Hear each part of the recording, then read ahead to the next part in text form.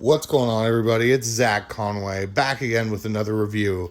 And today I'm going to be talking about Anemone, the new film directed and written by Ronan Day-Lewis and also written by and starring Daniel Day-Lewis. That's right, DDL is back.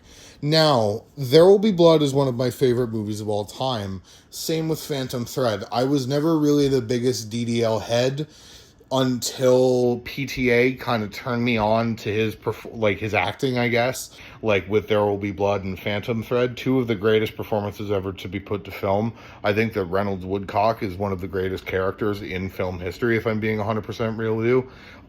So he retired after Phantom Thread, and this is his first film back. It stars him, Sean Bean, Samantha Morton, and it is the story of two brothers. One of them is a recluse in the woods, and the other brother, who's played by Sean Bean, is tasked with going to retrieve the brother from the woods and bring him back to civilization.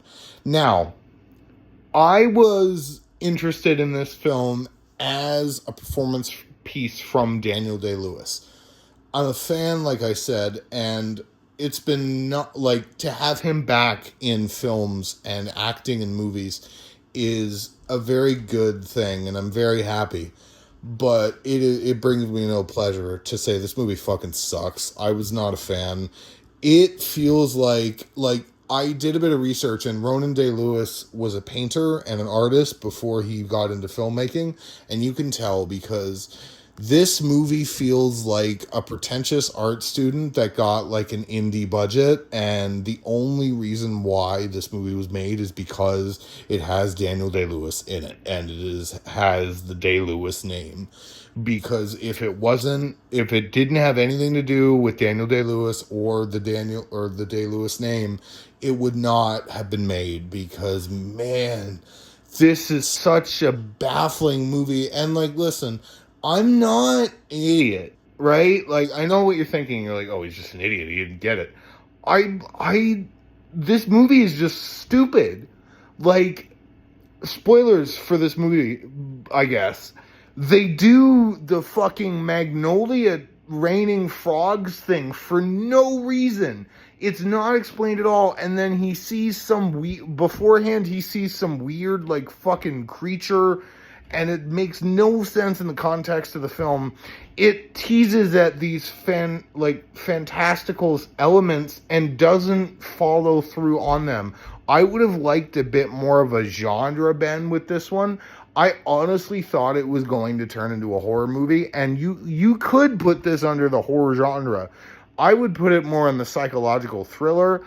I wish it had that extra kind of like sicko mode turn into full horror, but it lacks that, and it's like apparent. It's just a story about trauma.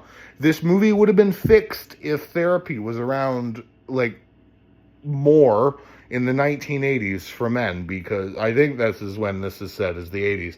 But like, the whole fucking movie is built on these two monologues. One of them happens about 20 minutes in, and then the other happens about 90 minutes into the film. And between those monologues that Daniel Day-Lewis gives, which are great monologues, and like, he's giving a good performance. This is just a very bad movie, and I just wasn't a fan.